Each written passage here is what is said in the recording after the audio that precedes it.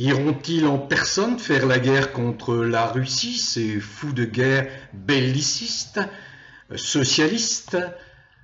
Et porteront-ils le treillis, les Rangers? Ah mais c'est à se poser la question, puisqu'ils sont tellement engagés, tellement impatients d'en découdre avec Poutine, qu'on se demande si ils ne vont pas y aller eux-mêmes, s'ils ne vont pas eux-mêmes fouler le sol ukrainien, voire le sol russe, pour régler son compte à l'ours, le méchant ours Poutine. Attendez, écoutez bien cela, moi ça me fait trembler de peur. Vous voyez, l'ancien président de la République, François Hollande, recyclé en député à l'occasion des dernières élections législatives de 2024, a tensé le vilain russe, les Russes, qu'il manifestement déteste. Je le cite, « Il faut faire mal à Poutine. » Ah oui, il faut lui faire mal. Et puis n'oublions surtout pas le va-t-en-guerre sioniste, qui est favorable au génocide perpétré par Israël contre les Palestiniens. Je veux parler du très peu reluisant Raphaël Glucksmann. N'oublions pas celui-là, parce qu'il est emblématique de cet état d'esprit qui plonge ses racines dans je ne sais quelle analyse politique totalement fallacieuse et une méconnaissance historique très préoccupante pour un homme politique qui doit, à minima, avoir les informations, ce genre d'informations, pour connaître les tenants, les aboutissants, les causes d'un conflit. Ce Raphaël Glucksmann, qui hante les plateaux des médias, il est toujours le bienvenu pour jeter de l'huile sur le feu. C'est ce qu'il faisait déjà au mois de mars 2024. Il faut absolument entrer en guerre frontale avec la Russie.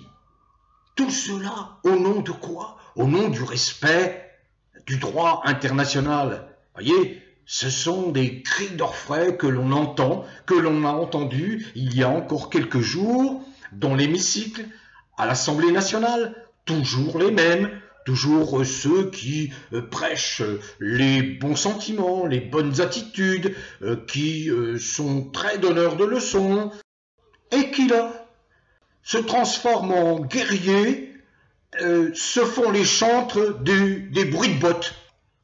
Alors que, sous l'impulsion de Trump et de Poutine, la paix est enfin à portée de main. Ah oui, mais l'ego du Macron est touché, saigne tellement. Oui, les Européens sont exclus. Les minuscules petits politiciens qui ne comptent absolument pas sont écartés. Voilà, on les prend pour ce qu'ils sont. On prend Macron pour ce qu'il est. Il n'est rien dans le concert des grandes nations. Voilà, reléguant malheureusement notre grand pays au rang d'un pays qui ne compte plus du tout.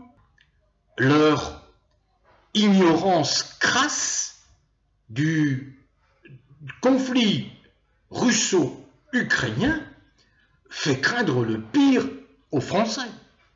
Ils sont exactement à l'image de Macron qu'ils ont contribué à faire élire dès 2017 et ensuite en 2022.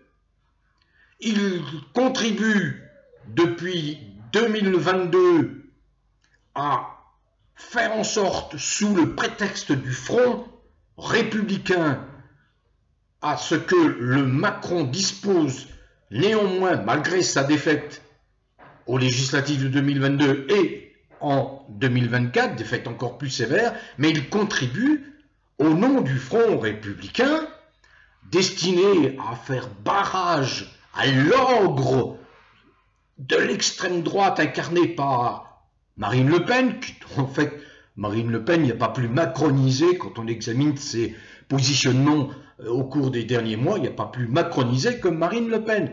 Eh bien, ces gens qui ont contribué à installer, à maintenir Macron en dépit des crimes perpétrés contre les Français, contre les gilets jaunes, contre les vieux dans les EHPAD, Macron qui a massacré notre économie, Macron qui pourrit nos mœurs, qui pourrit les règles sociétales du bien vivre, qui veut absolument transformer les écoles en centres de formation de petits enfants hyper sexués, parfaitement disponibles pour ses amis pédophiles.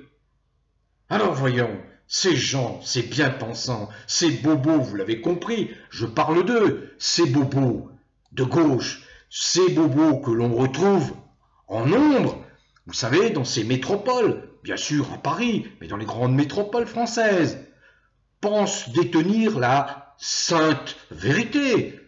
Eux parlent, vous êtes des imbéciles, ils vous méprisent courtoisement. Vous n'êtes que des idiots. Voyons, vous n'êtes pas diplômés. Bah, attendez, vous ne sortez pas de l'ENA. Vous êtes des cons comme Verdi. Voyons, vous n'êtes pas suffisamment au fait des affaires politiques. Voyons, la politique, vous ne devez vous y intéresser qu'au moment des élections.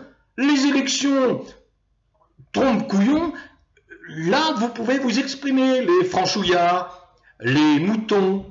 Et ils savent ça. Ils savent très très bien qu'une trop grosse proportion de Français sont des mouchons. Vous voyez, moutons plus pigeons, qu'on peut tordre à loisir. Alors bon, je ne vais pas être très long, c'est juste un petit trait sarcastique de la part de Verdi, parce que ces gens encombrent la compréhension. Voyons, à l'Assemblée nationale, en vertu de l'article, je crois, 50, qui permettent à la représentation nationale de débattre à propos d'un conflit, de manière à ce que celui qui est à la tête de l'exécutif puisse prendre des décisions qui sont conformes à la volonté nationale. Alors ils débattent. Et qui voit-on défendre l'Ukraine néo-nazie? Non mais c'est extraordinaire. Qui? Eh bien ceux dont je viens de parler, compris les gens de la France insoumise, qui sont théoriquement des gens qui défendent la paix. Il faut surtout aller défendre les massacres perpétrés par le régime néo-nazi de Zelensky. Et en méconnaissance totale de l'histoire, je vous l'ai déjà rappelé maintes fois dans mes vidéos précédentes depuis 2022, la Russie est née au IXe siècle dans la principauté de Kiev. Une très forte proportion des habitants ukrainiens sont des russophones, à commencer par le Zelensky, le détraqué dépravé, vous savez, qui planque son fric dans les paradis fiscaux, qui s'accapare les aides financières que lui octroient les Occidentaux. Trump a parfaitement compris le manège. Il vient de bloquer toutes les aides financières. Halte là. Au moment où le Macron, vexé comme un pou par Trump, rentre en France et explique à ses amis européens: on ne va pas se laisser baiser par le Trump, nous allons nous organiser, nous allons préparer la guerre ferme, et pour cela, nous allons débloquer l'argent qu'il faut pour notre tendre ami Zelensky, qui n'est officiellement plus le président de l'Ukraine, puisqu'il a refusé d'organiser l'élection présidentielle au terme de son mandat, il y a quelque temps, et qui aujourd'hui, eh bien, commence à faire face à une opposition interne. Zelensky qui veut se donner l'image d'un ange à l'étranger, hein, pour attirer l'argent pour lui personnellement, mais qui se garde bien de parler des crimes perpétrés contre son propre peuple, des enrôlements de force, d'une brutalité inouïe. L'Ukraine l'armée ukrainienne doit faire face à des désertions en nombre, parce que les jeunes hommes ukrainiens savent bien qu'ils se battent pour une cause perdue. Pour beaucoup, cette guerre ne les concerne pas. 70%, plus de 70% des Ukrainiens veulent la paix. Cette paix qui aurait dû être signée dès 2022 et que Zelensky a refusé de signer avec Poutine. Je rappelle aussi que le régime Zelensky, il a été installé en 2014 à la suite d'un coup d'État organisé par la CIA. La CIA qui était à l'époque dirigée par ceux que l'on connaît, les Biden, les soi-disant démocrates, vous savez, les pseudo-gens de gauche, ces ces démocrates qui sont défendus par toute cette diaspora de gauche en France.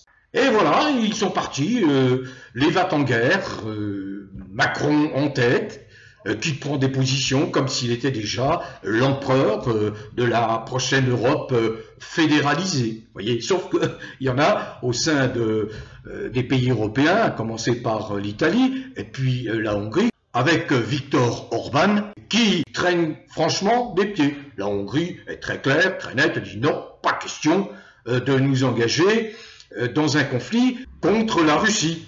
Giorgia Meloni, qui est la chef du gouvernement italien, explique aussi sans nuance qu'elle n'est pas du tout d'accord pour envoyer des troupes européennes et puis pour continuer à entretenir le conflit avec la Russie.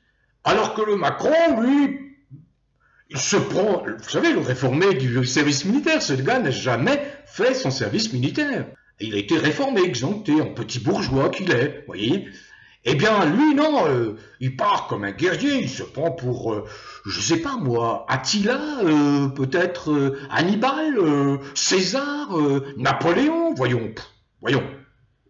Il me faudrait plutôt penser, moi, à un Gamelin d'opérette, vous voyez, Gamelin d'opérette. Ce général qui a causé le désastre militaire français en 1940. Bon, eh bien lui, non, il faut débloquer des centaines de milliards alors que la France est économiquement exsangue. Non, il faut débloquer des centaines de milliards pour aider mon chéri, mon petit mignon, oh, mon adoré Zelensky.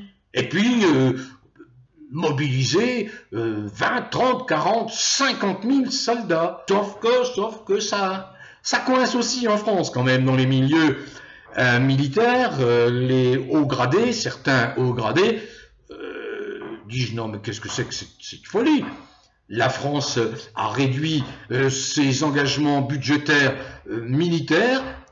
La France est absolument incapable de tenir plus de quelques semaines face à la force, la puissance militaire russe. La France qui est exsangue économiquement parlant, qui grâce à Bayrou, ou plutôt à cause, va encore y aller de ses coupes budgétaires au détriment de qui? De vous et de moi, les retraités, les malades, vous voyez, tout ce qui est absolument nécessaire, les gens qui sont au bord du chemin, les titulaires du RSA, etc.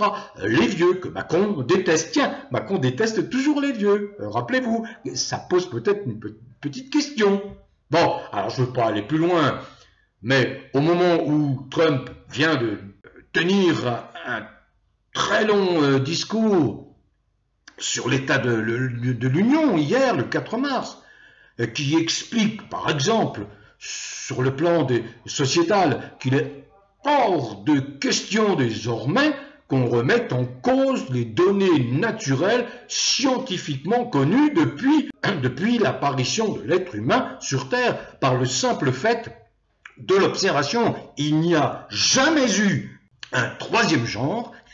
Ça, c'est magnifique, parce que de l'entendre de la part du président de l'une des puissances de la planète, la première puissance ou la seconde selon qu'on se trouve sur le plan militaire ou sur le plan économique, mais l'entendre dire très clairement « terminer cette folie, cette dérive, respect absolu de la nature et tout ce qui en découle, tous ceux qui se sont arrangés pour organiser le pourrissement des mœurs, c'est fini. Dans la droite ligne de ce qu'avait fait Vladimir Poutine, dans la droite ligne de ce que font des pays de plus en plus nombreux, à commencer par l'Italie. L'Italie a dit stop à cette dérive contre nature, parce qu'on sent bien le danger. Vous avez un petit groupuscule qui veut absolument s'attaquer à l'humanité par ce biais, par le pourrissement. Vous voyez? Et bon, on voit l'Argentine, on voit plein de pays. Macron est totalement à contre-courant. Vous voyez, il y a encore ce petit groupe minuscule qui tient les rênes du fait d'institutions qui sont des institutions qui piègent, si vous voulez, la démocratie française. Ces institutions étaient parfaitement adaptées à celui qui les a imaginées, qui s'appelle le général de Gaulle, parce qu'il avait la stature, la hauteur, la vision, alors que là, nous avons affaire à des foutriquets. Nous avons affaire à des gogoles, mais des gogoles dangereux, quoi, comme l'a dit Adriano Segatori. Voilà. Bon, c'était mon petit commentaire.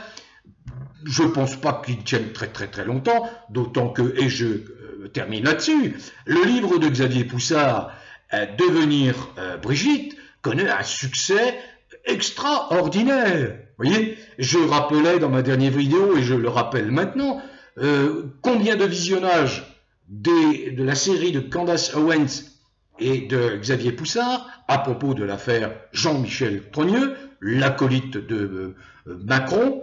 80 millions, peut-être maintenant 100 millions, la Terre entière, la planète entière, la galaxie est au courant de cette imposture au sommet d'un État reconnu comme un des États les plus importants au monde.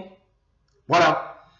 Alors, les va-t-en-guerre socialos, la gauche bobo, très prompte à donner la leçon. Une fois encore, elle donne la leçon. Pourquoi? Pour aller faire une guerre qui ne nous concerne pas, pour envoyer des gamins, je peux me permettre de parler de gamins, quand des gens ont entre 20 et 30 ans, compte tenu du bon âge, les gamins se faire massacrer pour quoi? Pour des dégénérés, pour un régime néo-nazi que les Russes ont combattu, contribué à combattre et à abattre. Allez, bon vent à tous, prenez soin de vous et portez-vous bien.